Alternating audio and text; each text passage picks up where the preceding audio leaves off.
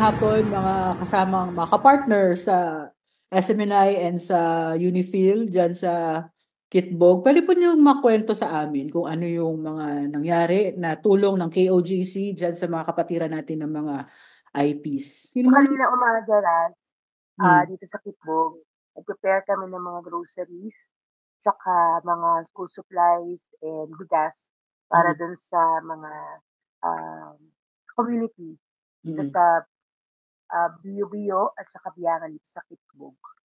So, nag-house to house kami kanina. Kung ilan yung tao dun sa mga bahay, ganun din yung kumbaga supplies or yung binibigay natin para sa kanila. Actually, hindi nila talaga alam na merong parating na blessing. Kanina, pagpunta namin doon at makita mo sa kanilang mga pagmumukha na talagang nagulat sila na hindi nila ini-expect despite sa mga nangyari na naganap noong June 10. Although para sa kanila, talagang hindi talaga pa nila malilimutan yung trauma. So, they are very thankful sa Unifil, kay Pastor Dato Tudlabon, and sa KLC of Hawaii, since sinabi natin sa kanila na yung tulong na to ay galing sa KLC of Hawaii, and then yung mga bata, hindi na nila in-expect na meron din sila kasi meron tayong mga school supplies kasi yung mga bata dito may kindergarten, grade 1, grade 2, grade 7, lahat. Syempre malapit na rin yung pasukan nila. So, tuwang-tuwa yung mga bata, although yung iba din na hindi pa nag-aaral, nakatanggap na rin ng ano kasi para in the future na rin na kanilang ano gagamitin. So, from unang bahay na pinuntahan natin, yun yung unang bahay na talagang pinasok Mm. ng PNP staff CIDG. Mel, Then yung next excuse naman, lang yung bahay ng mga IPs na katutubo no dyan sa Kitbog, outside the compound yan, di ba? yes, outside the compound yun. So, kasi, kumbaga, purok buyo-buyo siya eh. Hmm. So, doon siya banda sa labas ng compound. So, Okay. according to the story, bago sila pumunta dito sa compound, doon muna sila yung ilang mga 24 to 30 na PNP full battle gear na PNP CIDG staff. Doon muna sila sa community. Bago Yun muna pumasok yung sa hinalugod nila. compound mismo. Oo. Kumatok muna sila. Kinatok nila yung bawat bahay. So tinanong, ilan kayo dyan? Labas kayo dyan. Ganon yung mga litanya ng mga pulis. And hindi yan araw, 'di ba? It's madaling araw.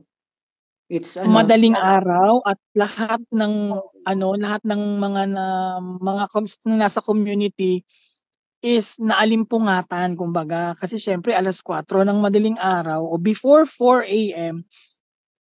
sila kinatok at mm, majority ng ating mga kapatirang blaan na nandoon ay galing pa sa kani-kanilang mga farm. So mm, syempre pagod na pagod. So sino ba naman mag-expect sa kanila na may kakatok na 4 a.m. o 3:30 sa mm, kanilang bahay? So lahat sila talaga nagulantang. Lahat mm. sila nagulat doon sa pagkatok ng mga PNP. So, ilan yung mga beneficiaries natin, Mel? Sa gift So giving. kanina, so more or less nasa 200 sila kasama na yung mga bata. Mm, Dalawang community kasi yon. And sad to say, dalawa na ang okay. naging casualty Okay. doon sa nangyaring illegal search ng PNP CIDG staff. Okay. So, kay Jean naman tayo. Pwede mo ikwento, Jean, yung, kasi ikaw nakasubaybay ng story ng mga kapatid nating blaan dyan, di ba? Lalo na yung pamilya ni Brother William. Kumusta naman si Brother William? Tapos yung nangyari pa sa kanya na dalawa na yung nasawi. Oo. Ah, yung connection namin, yung una kasi nung namatay yung father niya, balikan lang natin para doon sa mga hindi nakakaalam.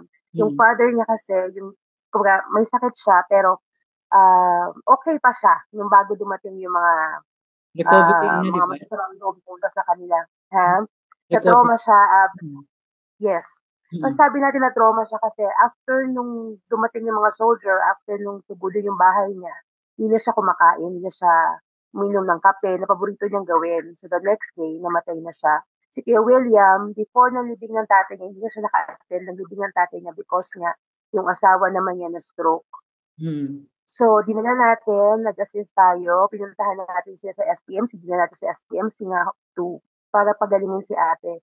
While undergoing the mga test, yun na nga, nabawian na ng buhay si ate, hindi na kinaya, na cardiac arrest si ate. So, the other, kahapon, nag-service tayo sa kanila. So, nakausap natin si kuya. Yung kuya na medyo hopeful pa nung doon tayo sa SPMC kahapon, na matapang, na hindi umiiyak. Tinanungan natin siya kung, kuya, may sakit yung nawalan tayo ng father, yung asawa mo na sa ospital, ano nararamdaman mo? So, malakas pa si kuya noon, positibo. Kahapon, hindi niya na maiwasan na, kumaga, maiyak, maglabas ng emosyon kasi nga, dalawa na yung nawala sa pamilya niya. Salamat samahan. Ngayong hapon, nandito kayo na sasama sa akin at sa aking madaanan. Hindi daw madali yung pinagdadaanan niya dahil nga doon sa nangyari. Ang isa sinabi ni kuya na kung hindi sila dumating, kung hindi nakita o natakot, nagkaroon ng trauma yung kanyang mga kamag-anak dalawa sa kanyang kamag-anak, hindi siguro, nandiyan pa siguro sila ngayon. Yan din yung sinasabi nung anak niya na babae, na kung hindi sila pumunta doon, hindi naranasan nung lolo at saka nung mama niya yung takot nung gabi niya, nung madaling araw na yun. Kasi nga, madaling araw, nakakita ng baril, kagigising lang, madaming ilan doon sa mga katutubong nakausap natin doon, mga kapatid natin na katutubo. Tapos, doon na pinanganak sa Kitbog. First time nila makakita ng mga ganun karaming armadong lalaki. Si Kuya, 1996 pa siya, huli nakakita ng ganun. So, para sa kanila, para makakita ng ganun, na peaceful ang Kitbog. Idad-add ko na rin, sinabi nila na simula dumating si Pastor dito, peaceful ang Kitbog. Yes. Pero nung gabi na yon, nasira lahat nung kapayapaan nila dahil nga doon sa dalang takot. Maliban pa doon, kumuha pa ng buhay yung dala nilang karahasan na takot nung gabi na yon. So, si Kuya nanatiling positibo pero kung i-recall ko, sinabi niya kanina na wag na nilang uulitin Talaga yung ginawa nila. Wag na. Mm. Sabi nga nila bilang, ito Ras, yung konting background. Mga bandido tong mga kasama mga kapatid natin. Dating bandido. Yes, dati silang bandido. Yes. Dati silang mga bandido. Dati silang mga, kumbaga, dito sa Kitbog, masabi at notorious siya, hindi siya makakapasok dito kung ano. Pero sabi nga ni Kuya, dahil sa pagbabago nila, kilala niya si Pastor sa turo ni Pastor, kumbaga, kahit gano'n na yung ginawa sa kanila, paglapastangan, pagpasok sa community nila ng illegal, pagdamay sa kanila na wala silang kinalaman. Pangatlo, yung naghasik ng takot, nagtanim ng takot sa kanila, ng trauma, kumuha ng mga mahal nila sa buhay. Hindi nila magagawa, mapipigilan yung mga sarili nila kung kundi dahil kay Pastor, sa pagtuturo ni Pastor. So, yun na lang yung tanging siyempre, pag nawalan ka ng mahal sa buhay, di ba? Hindi natin alam kung tumatakbo na sa isip ni Kuya. Pero, ngayon, yun lang pinindigan ni Kuya na dahil sa turo ni Pastor, dahil sa alam nila na hindi yun tama o hindi yun talaga ang turo ni Pastor sa kanila. Kung yun yung nag-hold sa kanila para gumawa pa rin mabuti. At ito pa, despite sa takot na nararamdaman nila noong araw na yun, yung asawa niya, habang nagtitimpla ng kape, nanginginig. Tinimplahan nila ng kape yung mga sundalo na nanakot sa kanila. Mga pulis na nanakot sa kanila. Yung asawa niya nanginginig. Sabi pa daw ng isang sa misis niya, na ate, kalma ka lang kasi nakikita niya na nanginginig yung habang nagpupor ng tubig galing sa takore. So, di ba? Saan ka nakakita ng takot na pinatimpla pa ng kape dahil nga pagod yung mga sundalo, pumunta sila dun sa lugar na yun na malayo. Yung mga kapatid natin doon, yung mga kasama natin doon katutubo. Imagine how kumbaga Sakit. hirap sa kanila doon. Sakit kahit hindi nila alam, hindi man yung kaibigan. May mga baril, Total sabi nga strangers. nila, yes, anytime pwede sila patayin. Iisip nila, LPA ba to? Police ba to? Ganito gawain ng mga LPA, nagigising ng umaga. Pwede na nila kaming pagpapatayin that time, sabi ni Kuya at yung iba pa natin na nakausap doon. Pero hindi nila ginawa. Pinagtimpla pa ng kape, pinapahinga pa nila doon sa bahay nila. Grabe, no? So, Natulog pa yung iba. Natulog pa. natulog pa yung iba. Oo, Natulog natulog pa pa. yung mga Yung sundalo. isa doon natulog sa mismong kwarto ni ate. Grabe, no? In-accommodate pa sila doon. Yes, Ina-accommodate. oo. Melgin, tanong Yes, Kuya pa, so, before tayo mag-ano, how is the community, the whole community sa Kitbog coping with the situation? Kasi parang more than more than weeks. 19 days na since June 10, no? Mm. So paano bumabawi yung mga kapatid natin na syempre mga workers, missionary workers din sa KOJC, at the same time yung Kitbog na Blaan community? Yung Kitbog Blaan community dito, kung sa ordinary na Blaan, talagang mahirap mag-cope. Mahirap. Pero because of the love na ipinakita ni pastor sa kanila, yun ang tinanim sa kanila eh. Na, oo, merong hatred, pero napalitan agad ng, bibiroy mo, timpla ng kape, ofera ng kape, ganito, ganyan. So, because of the word of the Father, talagang madali silang mag-cope. Madaling kasi ang turing kasi nung ilan sa atin na hindi ay wala man yang alam yung mga IP na yan, kaya pasukin natin, ganyan-ganyan. So, Parang, yun ang parang gusto. take advantage sila na parang Yes. yung mga IP na kapatid natin doon. So, yun ang gusto nating ipaglaban dito, na hindi porket mga IP ito ay parang babaliwalain na lang natin at papasukin natin at i-inculcate natin sa kanila, wala kayong alam kaya papasukin namin kayo. Hindi po ganun. Kaya nagsa-stand po tayo dito sa KOJC na bigyan din ng karapatan. Ibigay natin yung pagbabaga, i-strengthen natin o empower natin yung ating mga IPs, mga kapatid natin katutubo na ito po yung karapatan namin bilang mga katutubo. So yun ang gusto nating sa kanila, na inculcate natin sa mga mind nila na hindi porket kasi tapos na yung days na yun na inaabuso sila, tinitake advantage yung kanilang walang kaalaman. Ngayon binibigyan natin sila ng karapatan, empower natin sila na ito yung karapatan namin, ito yung ipaglaban natin. Kasi hindi na pwedeng yuyurakan na lang ng kahit sino. It's about time na tatayo yung ating mga, lalo-lalo na yung mga Blaan community dito na alam namin yung batas. Alam namin na mali yung inyong ginawa talaga sa amin. So, detail comes in. Yung yes, oo.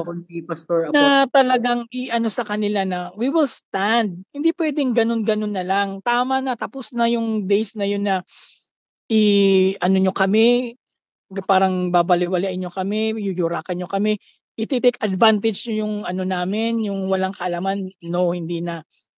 Through Unifil, i-empower natin sila na tatayo sila kung ano yung karapatan, paninindigan nila yung yung karapatan nila bilang Pilipino. Kasi Pilipino din yan. Sakop din yan ng batas natin.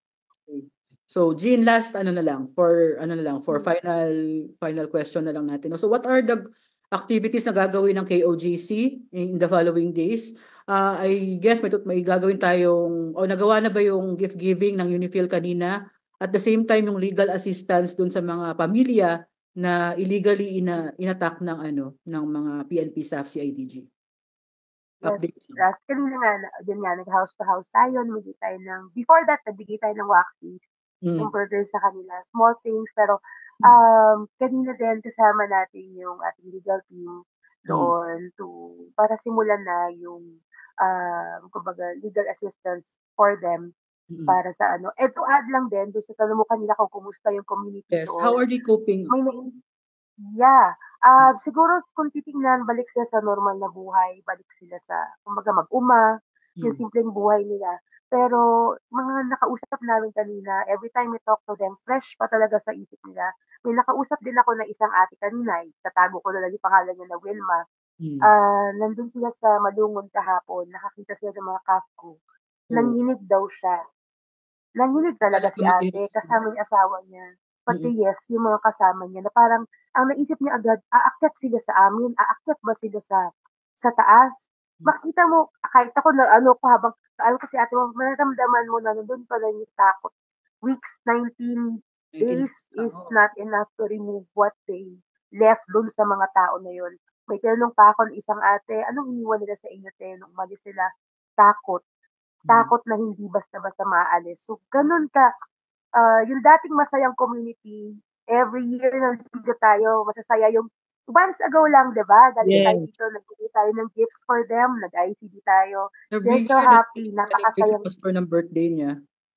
Yes, kaka-celebrate lang, ang sasaya ng mga tao dito. Pero anong ginawa nila? Yung mga tao ngayon, yung mga tao nakaharap ko nung pumunta tayo dito, Ras, nakaka-break ng heart to see them right now na nasa ganong estadong tatakot.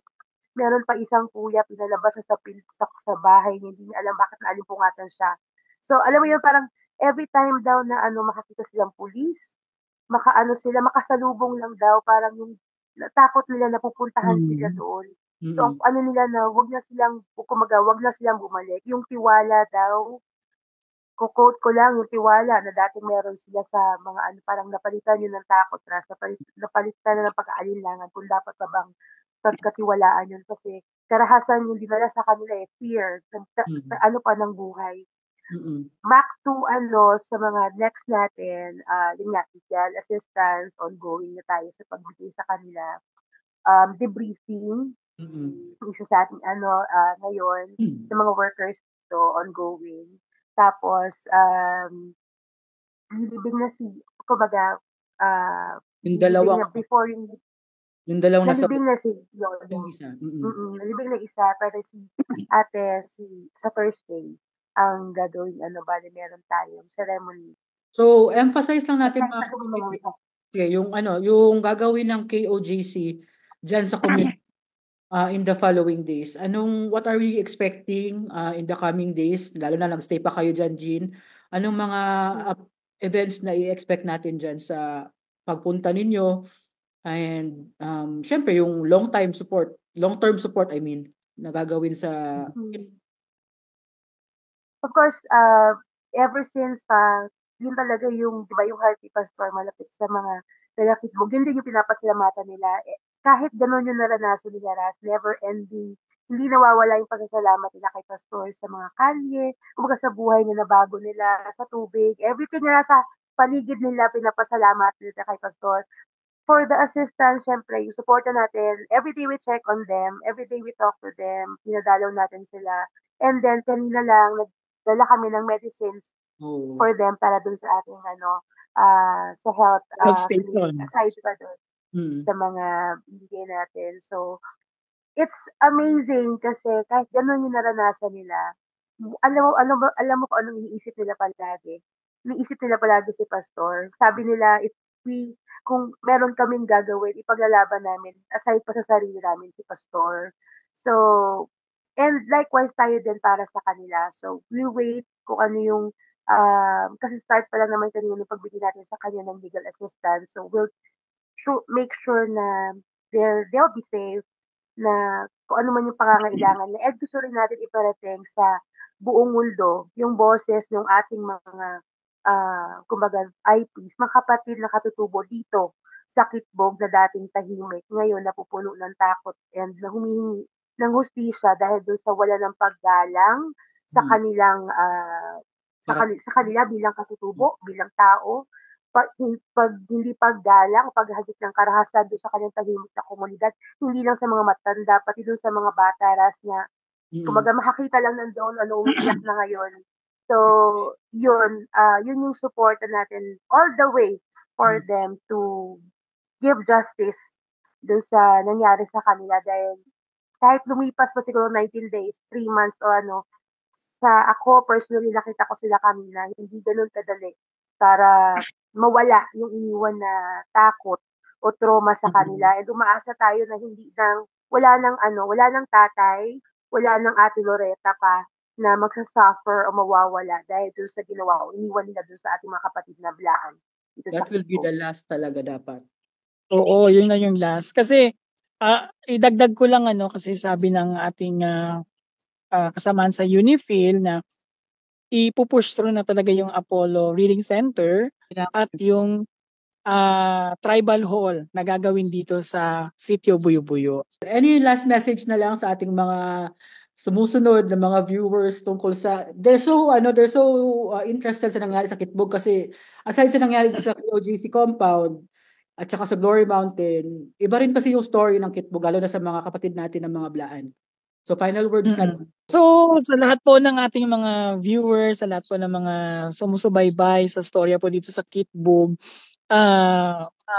tuloy-tuloy lang po kayong hayaan niyo po i-update po namin kayo at nagpapasalamat in behalf po yung Blaan community dito po sa Kitbog, sa Buyo-Buyo, tsaka sa Biangan, dun sa mga tulong na naihatid kanina sa kanila na nasurpresa sila. Akala nila kung sino yung kumakatok na naman sa bahay nila kanina. Iba na pala, may dalang mga pagpapala na hindi nila ini-expect. Isa nga dun sa taga-Biangan, umiyak siya eh. Sabi niya, hindi ko talaga ini-expect na merong blessing ngayon kasi ang layo pa ng bahay nila pero nandito lang sila sa baba ngayon. So, yun ang mga So, we do hope na babalik at babalik talaga yung kung normal na buhay ng ating mga Blaan dito sa Kitbog. At alam naman natin na ito ay pansamantala lang at hindi ito pansamantagal.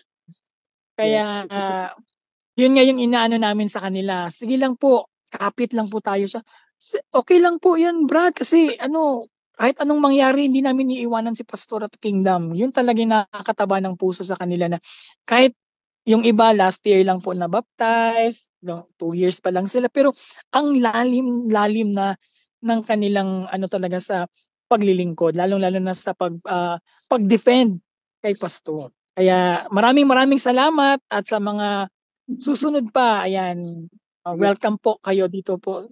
Okay, so maraming salamat ka-partner na Jomel, and then G naman. Yes, gaya ng sabi namin, we'll keep you updated sa mga nangyayari dito sa Kitbog. Pero masasabi namin, we will never stop until kumbaga makuha natin yung justice yung mga nangyari dito sa Kitbog. We know how Kitbog is close to Pastor's heart. And we know na kung gaano pinapahalagahan ni Pastor ang ating mga kapatid na katutubo. Hindi lang dito sa Kitbog, pero sa buong mundo. And even we will continue Pastor's mission, we will continue Pastor's passion, helping them all the way, not only helping them, extending assistance to them, not only extending assistance, yung maiangat yung level ng ating mga katutubo bilang Pilipino, hindi natin hahayaan na patuloy silang apihin. Siguro yung mga pumunta dito, they think na hindi magreklamo, wala kakayahang magreklamo, wala kakayahan na kumbaga gumante yung ating mga kapatid na katutubo. Of course, they will not be sila gagante because nga na-instilla na sila ng pag-ibig ni Pastor. Pero ang masasabi lang natin, tayo nandito, children ni Pastor, we will never stop na makuha ang ustisya, maalis ang takot sa kanila, bumalik yung dating kasiyahan, saka yung kanilang kumpiyansa na meron silang seguridad, lalo na sa sarili ng community RAS. So that's what we will make sure. We will update you all the way, not to ipakita yung pero we will make sure na makikita natin yung justice and victory na hanap natin para dito sa ating mga kapatid na katutubo, because kung pumunta ka lang dito, you will feel without even them talking. Hindi pa nila kakwento ng buong, alam mo na, mararamdaman nila kung ano yung pinagdaanan nila dati. They are innocent people. They are, kumbaga, innocent sila, mga tao in a sense na hindi sila sanay ng gano'n na they don't deserve to experience. They don't deserve to experience anong ginawa yung mga kapulisan na yun na dapat nagbibigay ng security, sense of security sa ating mga kapatid na katutubo. So, yun lang yung masasabi ko sa ngayon. We will continue to give assistance and justice for all, just like what our beloved pastor will do and mandated us to do. Mga kapatid, what you have just seen is an interview sa mga kasama natin sa Kitbog ngayon. They are Jomel Santos, based in Kitbog. He's the one in charge sa mga community. At the same time, isang full-time miracle worker din ng KOJC. And we have also talked with Jean Domingo, one of our correspondents sa SMNI, also a full-time miracle worker. At the same time, ako po ay isang full-time miracle worker din ng KOJC, and we'd like to tell the story of what really happened on June 10. It's really an unforgettable day for us.